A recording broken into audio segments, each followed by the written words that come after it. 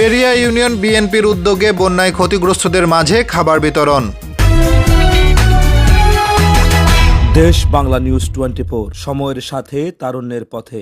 কুমিল্লার নাঙ্গলকোট উপজেলার পেরিয়া ইউনিয়ন বিএনপির উদ্যোগে বন্যায় ক্ষতিগ্রস্ত 2000 মানুষের মাঝে রান্না করা খাবার সোমবার দিনব্যাপী বিভিন্ন অস্থায়ী আশ্রয় কেন্দ্রে বিতরণ করা হয়। খাবার বিতরণকালে উপস্থিত ছিলেন কুমিল্লা দক্ষিণ জেলা বিএনপির যুগ্ম আহ্বায়ক ও নাঙ্গলকোট উপজেলা আহ্বায়ক আলহাজ নজির আহমেদ ভূঁইয়া, পেরিয়া ইউনিয়ন সভাপতি অ্যাডভোকেট আবুল বাশার, সাবেক সভাপতি আবু তাহের মজুমদার, সাধারণ সম্পাদক হারুনুর রশিদ, সহকারী সভাপতি আবুল কালাম, সহকারী সিনিয়র সাধারণ সম্পাদক গাজী আবুল কাশেম, শালবন ইকো রিসোর্ট ব্যবস্থাপনা পরিচালক ফয়েজ আহমেদ শাহিন, উপজেলা যুবদল নেতা নূরে আলম পিন্টু, উপজেলা ছাত্রদল নেতা আব্দুল মমিন, 5 নম্বর ওয়ার্ড বিএনপির সভাপতি মোহাম্মদ হোসেন, সাধারণ সম্পাদক মোহাম্মদ ইব্রাহিম, 4 নম্বর ওয়ার্ড সভাপতি আবুল হাসেম ড্রাইভার, পেরিয়া ইউনিয়ন যুবদল নেতা হারুনুর রশিদ, 5 নম্বর ওয়ার্ড সাধারণ সম্পাদক জাবেদ হোসেন, যুবনেতা জসিম, মাসুম, কামাল, করিম, মিলন, সালেহ আহমেদ, রাশেদ, ইয়াসিন, খোকন সহ বিএনপি ও অঙ্গ সংগঠনের নেতৃবৃন্দ। আল্লাহর গজব নাজিল হয়েছে সেই খুনি হাসিনার গজব হওয়ার পরে আমাদের ছাত্র এবং কি ছাত্রদল যুবদল সবাই মিলিয়ে খুনি হাসিনার পতন হয়েছে। তাই বলতে চাই, আমি আজকে আমার পেরিয়া ইউনিয়নের সন্তান, আমার শ্রদ্ধেয় বড় ভাই অ্যাডভোকেট আবুল বাশার ভাইয়ের নেতৃত্বে আমরা পেরিয়া ইউনিয়নে সুসংগঠিত হয়েছিলাম এবং কি হারুন ভাইয়ের নেতৃত্বে আমরা সুসংগঠিত হয়েছিলাম। কিন্তু এই ইউনিয়ন পরিষদে একটা ডাকাত চেয়ারম্যান ছিল, সে হচ্ছে হুমায়ুন চেয়ারম্যান। এই হুমায়ুন চেয়ারম্যান বাদী হয়ে আমাকে একটি নির্যাতন করে একটি অস্ত্র মামলা দিয়ে আমাকে দীর্ঘ সময় জেলে রেখেছে। আমি বলতে চাই, এই খুনি হুমায়ুন পেরিয়া ইউনিয়নে আমরা যেখানে পাবো তাকে ওইখানে জনতার মাধ্যমে আমরা আমাদের বিচার আমরা ইনশাআল্লাহ করব।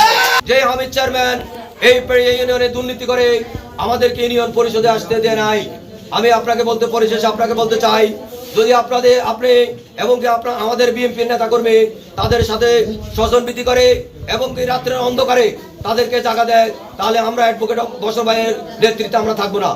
তাই বলতে চাই, ইনশাআল্লাহ আমি মনে করি আমার শ্রদ্ধেয় বড় ভাই অ্যাডভোকেট বশর ভাই বিগত জীবনে সৎ ব্যক্তি হিসাবে ছিল, আগামী দিনেও থাকবে। আগামী দিন থেকে আওয়ামী সন্ত্রাসীদের বিরুদ্ধে আমরা ব্যবস্থা নেব। আগামী দিন থেকে আমার ছাত্রদল যুবদল বিএনপির কোন নেতা কর্মীর বিরুদ্ধে যদি আওয়ামী সন্ত্রাসী বাহিনী কোন রকমের সন্ত্রাসী কর্মকাণ্ড করার চেষ্টা করে, আমি আপনাদেরকে সাথে নিয়ে তাদেরকে দমিয়ে রাখতে আমরা ভয় পাই না, আমরা ভয়ের ঊর্ধ্বে থাকি। এই দেশে রাজনীতি করতে এসে যে সমস্ত চেয়ারম্যানেরা এই ইউনিয়ন পরিষদে দুর্নীতি করেছেন, আপনাদের সকলের তালিকা আমাদের কাছে। আমি আজকে আমার নেতা নজির আহমেদ ভূঁইয়া সাহেবের উপস্থিতিতে একটি অভিযোগ করে সাংবাদিকদের বলছি, বিগত কিছুদিনের মধ্যে এই দুস্থ অসহায় গরিব দুঃখী মানুষের জন্য যে ত্রাণ অনুদান এসেছিল, বর্তমান চেয়ারম্যান হামিদ আমাদেরকে কাউকে কোনো কিছু না জানিয়ে তিনি তার বাড়িতে বসে যে চাউলগুলি তার আত্মীয় স্বজনদেরকে দিয়েছে, ইউনিয়ন পরিষদে আসলে আমরা তার থেকে হিসাব নেব ইনশাআল্লাহ। গতকালকে আমাদের এই ইউনিয়নের যে চাউলগুলি হামিদ চেয়ারম্যানের কাছ থেকে তার আত্মীয়রা বস্তায় বস্তায় এনেছিল, এইগুলি আমি অভিযোগ করে সাংবাদিকের সামনে বলছি। আমার নেতার উদ্দেশ্যে বলছি, ইউনিয়ন সাহেবকে বলতে হবে আজকে এখন আর চেয়ারম্যানদের কোনো স্থান নেই। তারা নিজেরা বাড়িতে বসে তারা বস্তায় বস্তায় তাদের আত্মীয় স্বজনদেরকে চাল বিতরণ করছে। দুস্থ অসহায় মানুষদের চাউলগুলি হামিদ চেয়ারম্যান গতকালকে তার বাড়ি থেকে বস্তায় বস্তায় তার আত্মীয় স্বজনদেরকে দিয়েছে। এই জন্য আমরা আমাদের বিএনপির পক্ষ থেকে এটা নিন্দাবাদ জানাচ্ছি। আজকের থেকে এই ভোট অফিসের নেতৃত্ব দিব আমাদের আপনাদের গণমানুষের নেতা অ্যাডভোকেট আবুল বাশার সাহেব।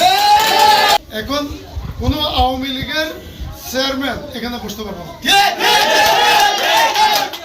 এখন বলতে চাই, কোনো আওয়ামী লীগের মেম্বার, কোনো আওয়ামী লীগের পার্টি নেতা এই দেশে আমার সাথে থাকতে পারবো না। আমরা দেখছি তাদেরকে আমরা এই দল থেকে বসে ফেলি।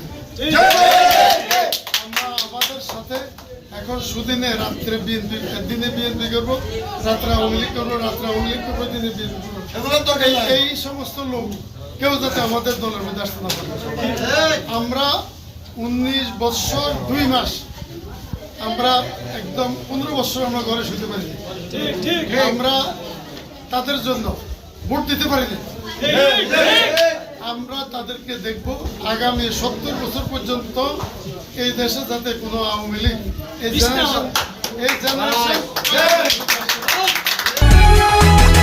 দেশ বাংলা নিউজ 24, সময়ের সাথে তারুণ্যের পথে।